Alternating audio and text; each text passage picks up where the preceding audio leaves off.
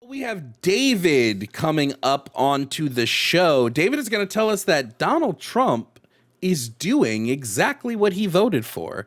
David, before we begin today, I need you to provide me your age and pronouns, please. 22, he, him.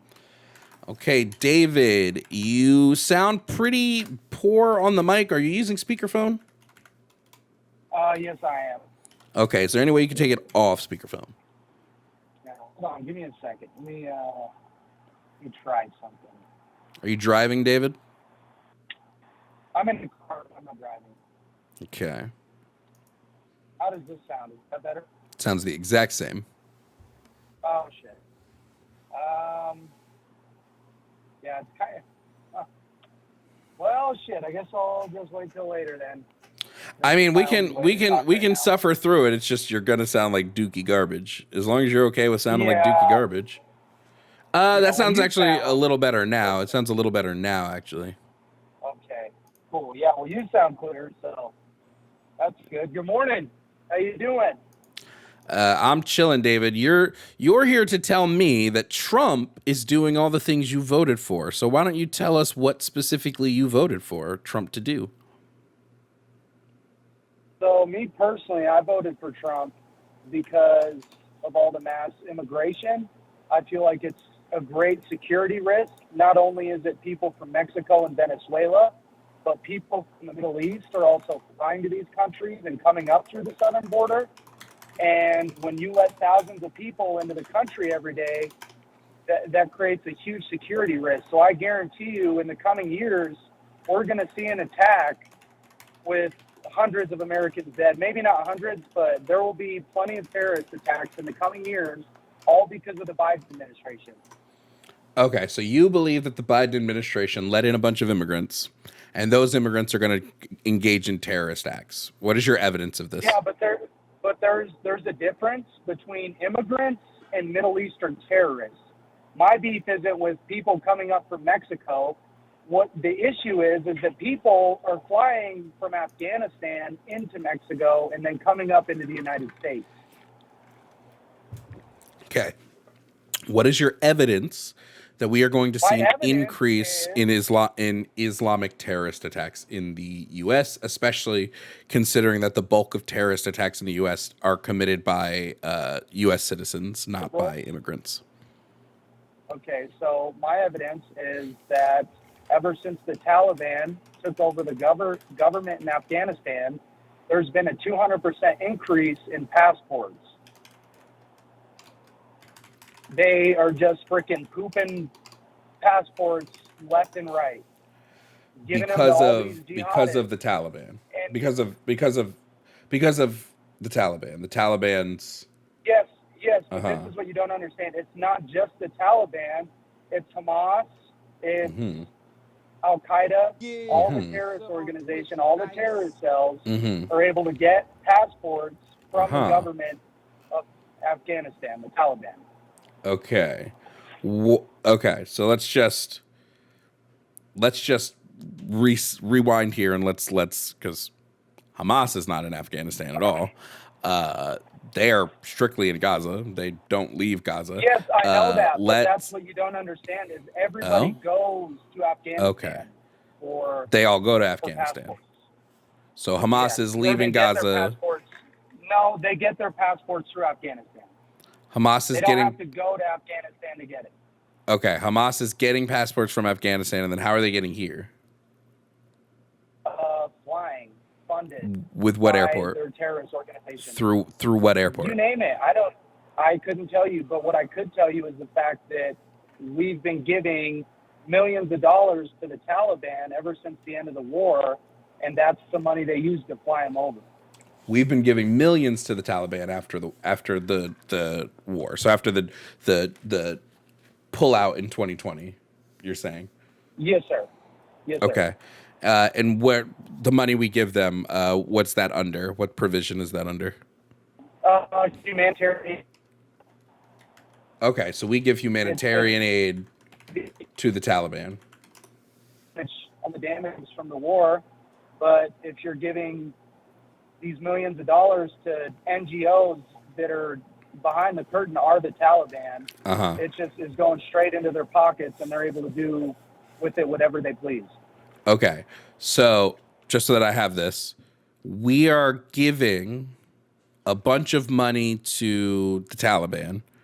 The Taliban's then giving fake passports to a bunch of other people that you say are terrorists. Then those people are getting on planes and coming over here, and they're going to commit terrorist acts here. What's the last one that they did? Like, what's the last terrorist act they did here? They haven't done one yet, but what I believe is that they're planning a big one like 9/11. But this is the thing that is so scary about it. Wait. Hold on. Because that's major breaking news right there. They're planning a big one like 9/11. That's major. That might be the biggest news to hit the airwaves since Kirk got murked. Do you have can I see I assume you have like insider phone calls. Maybe you hacked somebody's phone. Maybe you were at a meeting and you recorded something. Do you have how do I know that they're doing what's the evidence of this? All of this is coming from a former CIA targeter, Sarah Adams. All of this is coming from Sarah Adams. For over 25 years in CIA intelligence. Okay. So Sarah I Adams, think it's okay. a pretty valid source. Okay, so Sarah Adams, this ex-CIA, is saying that they're building, and what is her evidence? She still has insiders over in Afghanistan. The people we left behind, she still is in contact with them. Sure. What's her evidence that they actually told her this? Does she have recordings of conversations with them? Has she posted chat logs? She can't say that because it'll jeopardize their cover. Okay. She can't give away all of her insider sources. She can't. You understand how that would work? She can't alter the audio so that we don't know who she's talking to? She did alter the audio. Okay, so she released. So she did release audio recordings of a conversation with somebody who is admitting that this is being planned. Yes. Okay, where are those? How can I find those? On her Twitter. On her Twitter. Okay, let's take a look.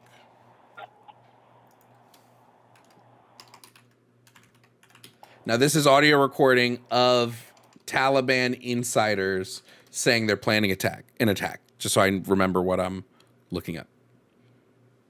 Yes, speaking to people that are still over there, this is what they're seeing. Okay. And what's so scary about the whole situation is it's not fake passports. It's not like the Taliban is just giving out all these fake passports. They're a legitimate government, and they're giving out real passports. Okay, so these are real passports coming from a real government. Yes. Okay. And well, I have no issue with that, then. That's what you don't understand about Hamas. Hamas isn't just Gaza. They're in Syria. They're Hamas is in Syria. And there's, Hamas is also in Syria. What's our evidence of that? I haven't seen any Hamas activity in Syria. Where can I find this? Okay, there's boot camps that Hamas, they get their training from Iran, and they train in Syria and go back to Palestine.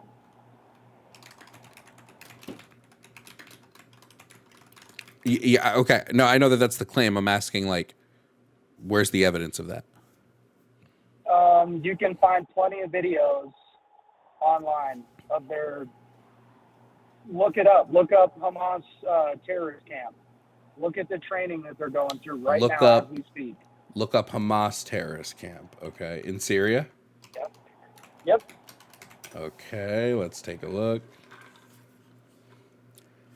Well, I'm showing that no Hamas camp exists in Syria. Okay, well, take Hamas out. Just terrorist cells in general. Okay, just terrorist cells existing in Syria. That's all I'm looking at. Yes, and training in Syria and going through they have a whole pipeline, training, the whole 9 yards, and then the final step is to get him a passport, fly him over to Venezuela, have him come up through the southern border. Okay.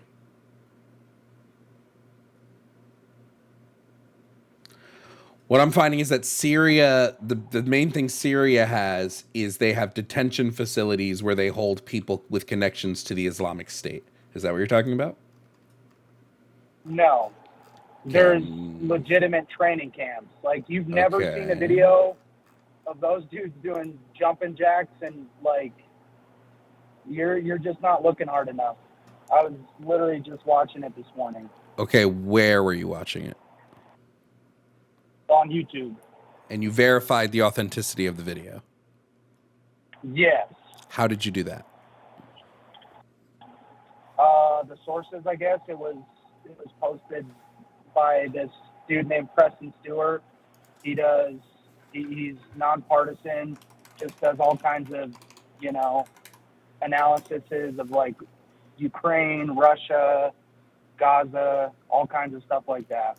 Okay, sure. How did he verify the authenticity of the video? He said that it was coming straight from, I don't know if they have a fucking Instagram, but it was posted on their channels. I don't remember off the top of my head. Sure, it's like I could post any video of anybody doing jumping jacks and, like, make a claim. Like, hey, look, I found this. Like, here, hold on. Let me, 1 second. I'm going to see if I can't find this video real quick.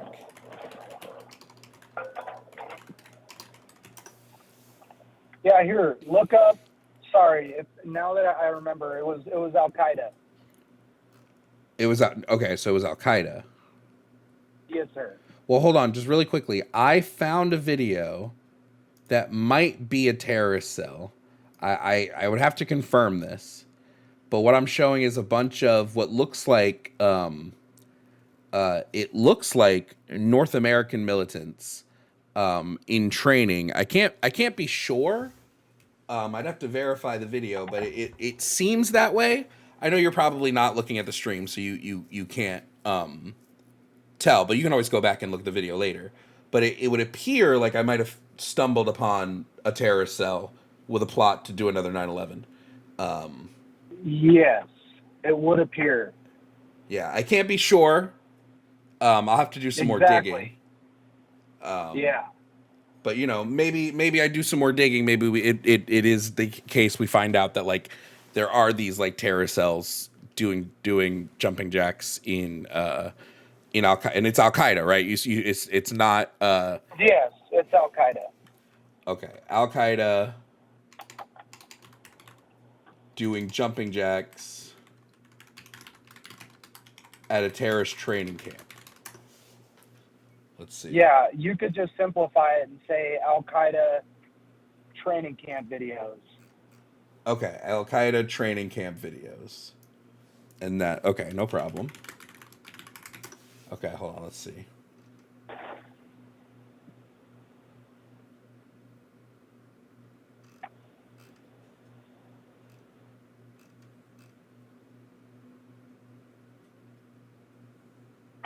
I mean, I see people in militant gear training. I don't necessarily know that this proves that they're going to do a 9/11, Yeah. Well, obviously, they're not going to be screaming it from the rooftops, Well, like, I mean, they used to. Didn't they used to scream "Death to America" pretty loudly? Well, they still do, but they're not going to scream the specifics of how they're going to go about it. But my point is that it's in the works. You look at 9/11, they didn't say, we're going to blow up the tower. No, they do it, and then they'll claim responsibility. They're not going to come out and expose their whole plan before they carry it out. Okay, and how is Trump stopping this? He has the intelligence community trying to get an idea of who came through from where. And that's what is so scary. I'm just confused. I'm just confused because Trump made a deal with the Taliban. Like, that's the only reason the Taliban have control of Afghanistan now is because of the deal they made with Trump. Yeah, but they still hate our guts. Doesn't matter if they made a deal. But wait, if the reason they have control of the country is because of the deal they made with Trump, wouldn't he be responsible then for them giving all the passports? Well, Trump had to make the deal. It was Biden that withdrew. He had no other option but to make the deal. Well, Biden had no option but to withdraw because the deal had already been made. Why did Trump have to make the deal? How could Trump have made the deal if he wasn't in office yet? He was in office. The deal was made. Yes, the deal was made in 2020. The Afghanistan withdrawal. The deal was made in 2020. The deal was made in 2020. What was the deal? What was it called? It was called the God, what was it called again? The Doha Accords. Yeah, the Doha Accords. That was made in 2020, February of 2020. He was president. He signed the Doha deal. Okay, but even with the Doha deal, there was steps in place. Yes, and Biden followed those steps. But, I mean, not really. Did you see the Afghanistan withdrawal? What step did Biden not follow? Getting all the equipment out, that wasn't a step in the Doha deal. That wasn't a step. Getting the equipment out was never a part of the deal. Well, it's just competency. That was just so ignorant. Trump wasn't going to get out all the equipment either. They left behind decommissioned equipment and old equipment that would have cost us more to transport than was to leave there. We always leave equipment behind after we pull out of an area. I don't know what that's. Yeah, but it's bigger than equipment. We didn't only leave equipment behind. We left behind all the people that we worked with. The Afghans. We left them behind. Yes, because of Trump's. Here's what Trump's deal said was going to happen. I'll tell you directly. Trump said, "Hey, Taliban, we will leave if you do this. If you cut ties with Al Qaeda, if you stop attacking U.S. forces, if you start having peace talks with the Afghan government, and if you reduce violence. And in return, we'll leave and give you back 5,000 Taliban prisoners." Yeah, and they did all He that. then also, by the way, got Taliban leaders taken off of UN's blacklist. So I'm just confused how Trump is stopping the Taliban from doing all of this stuff when Trump emboldened the Taliban. Yeah, to end a freaking 20-year pointless war. I think that was a good move. Okay, so but my question to you is, how is Trump stopping them when he is the reason that they have the level of power they have now? He got them taken off of UN blacklists. He got the release of 2,000 Taliban prisoners. He got them basically to be able to take control of that area. He did this. He signed this deal. He negotiated this deal. Yes. And this deal was supposed to be a withdrawal, hands clean. That's the end of it. We did withdraw. With the way Biden handled the border, it created a completely different entity. Wait. That's a completely different entity. First of all, we're just talking about the deal, right? Let's just talk about the deal and the withdrawal first. What is it that Biden did that you didn't like when it came to the withdrawal that Trump would have done different? Because the plans were essentially the same. It was sloppy. I think Trump would have handled it way better. Handled what? Wait, how? How? Be specific. It's a process rather than just one day saying, "Okay, we're withdrawing. Everybody pack up your shit." Biden had to withdraw early because Trump leaked the actual withdrawal date. So he had to push it up. Yes, it does. The administration went about it in a horrible way. It doesn't matter what the date was. The fact of the matter is, you get all of your assets out before you withdraw. Can you name me one conflict? Wait, I'm sorry. Can you name me one conflict where we went overseas, where we had troops on the ground, that we were able to get all of our assets out after that conflict? Vietnam? Nope. We left tons of stuff in Vietnam. Yeah, but there's a difference between just What's the difference? Equipment and assets. There's people who, like, look, before or while the withdrawal is going on, you have U.S. troops fucking. No, wait, stop. We're hold on. No. We're not moving past this. You said Biden shouldn't have left equipment. You said that's not a thing that we do. We leave equipment every conflict. I asked you for an example of one where we didn't. You said Vietnam, and that is false. We left a ton of stuff in Vietnam. So can you provide me a conflict? Yes, David, can you provide me a conflict in which when we left, we took all of our equipment? Desert Storm. We left stuff at Desert Storm. Yeah, anything that didn't work. We left them a bunch of shit that still worked. We left stuff that worked as well. Guns. And outside of that, outside of just the equipment that was left, the reason that I have such a hard time with the Afghanistan. I was also wrong. Biden didn't move the date back. He pushed it further. He actually pushed the date from May to August. So I was incorrect about that. But it just seems like you're holding Biden to a standard you're not holding Trump to. I would disagree. I just, in my personal opinion, I feel like they would have went about it in a way. I know in your personal opinion you feel this way, but you can't provide any evidence to the contrary. You just feel that he might have done it differently. But he set the stage. Well, I think literally anybody with half a brain would have done differently. Even fucking Kamala, like anybody would have done a better job than what Biden did. Wait, again, you can't show me something Biden did that goes against our standards when we pull out of an area. Okay, well, you're moving the goalposts. No, I'm not. My whole point with where this conversation started is that the Biden administration created a huge security risk with the way they handled the border. Donald Trump created the security. Wait. No. Because your reason for the border is tied to this. We're not moving the goalposts. We're not on a different conversation. When I asked you why you wanted the border secure, you said it's because the Taliban are giving people passports. Those people are terrorists, and then those terrorists are then coming to the southern border and coming in through Mexico, which they wouldn't need to do if they had passports. They could just take a fucking plane, but that's besides the point. Then, when I'm asking you about this, we want to analyze how the Taliban even has as much power as they have now, and the answer to that is Trump gave them the power when he put through the Doha deal.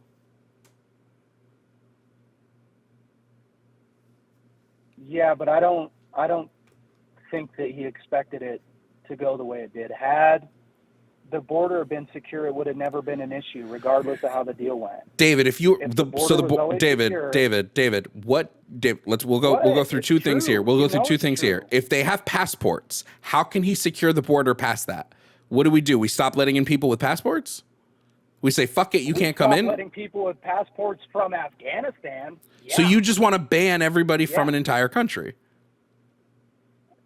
Unless you can freaking clearly vet them and make sure that they're safe to come through, rather than just letting them come through in the thousands without any accountability whatsoever.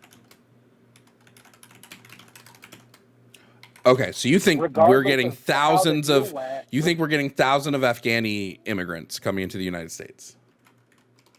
Through the southern border the last 4 years, yeah. Look at Michigan.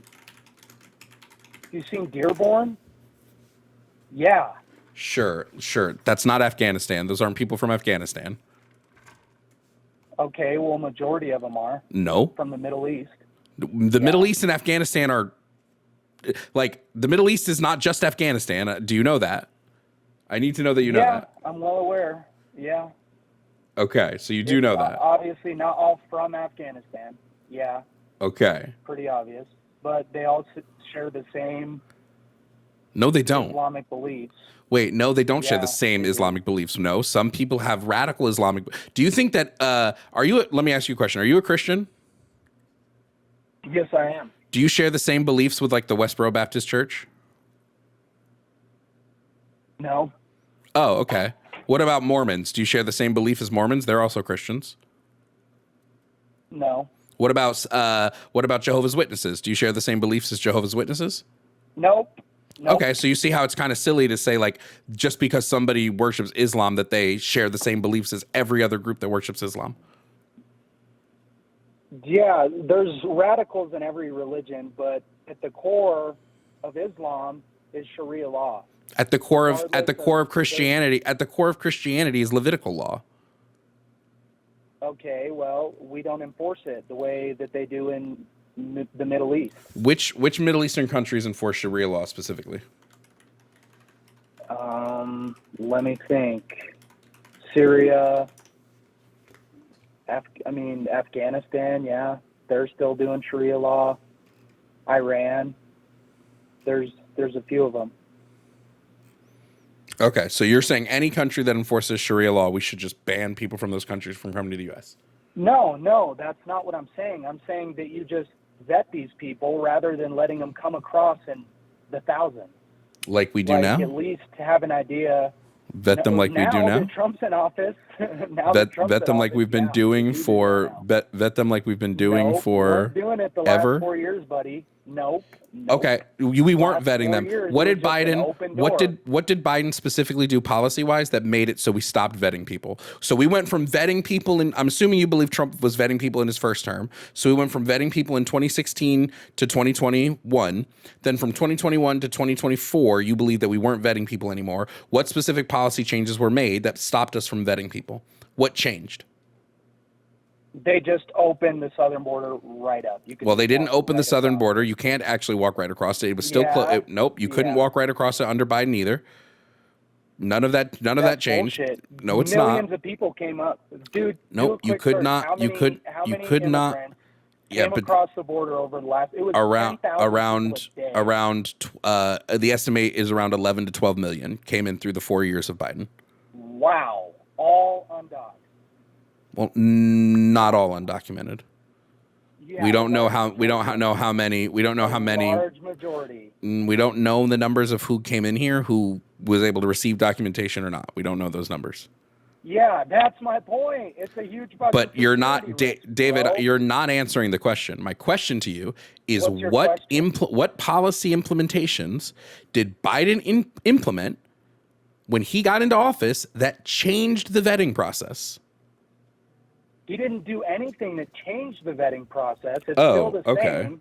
That's not what I'm arguing. That's what I thought. I'm arguing the fact that they quit doing it altogether at the southern border. There were so many people that came across. So he didn't change the vetting process. Got it. Just had to make sure. No, David, thank you for calling in. I hope that you have a great rest of the day. I'm David.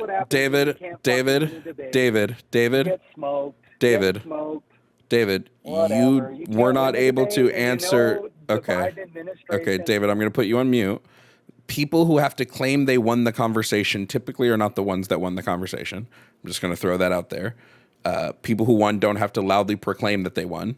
Okay, you don't see Olympic medalists sitting on the with the gold medal going, "See, guys, I won this." No, we can tell. Secondly, you were not able to contend with any of the things I said. You consistently shifted your goalpost back. You consistently changed your story and who was doing what and where the what was happening. David, I hope you have the day you deserve, my friend, but you ain't gonna have it here. Thank you for calling in. What an interesting call, everybody. What an interesting call. Hey, thank you all for watching this video. If you don't know me, I'm Jovan Bradley. I'm a leftist content creator who does debates, political commentary, gaming, and more. If this is your first video, thanks for sticking to the end, and I hope you subscribe. I post videos daily, and there are hundreds of past debates on my page for you to enjoy. Thank you to all of my YouTube members. Your continued support helps me create as much as I can. Consider joining. A membership starts at $2.99 and gets you access to our community Discord, early access to videos, and more. Shout out to my Tier 4 members, Zurith Moonpaw, Kazim, Never Again, Ovaltine, Sylvia Snow, Bamji, Emery Emojin, Ayla Ursus, Vel, Kelsey K, Jake Gorshander, Matthew Holloway, Vampy, Yemye, Mealy, and Dragon Nerd. Your continued support goes a long way to me continuing the fight for equity, justice, and education. Thank you again for watching.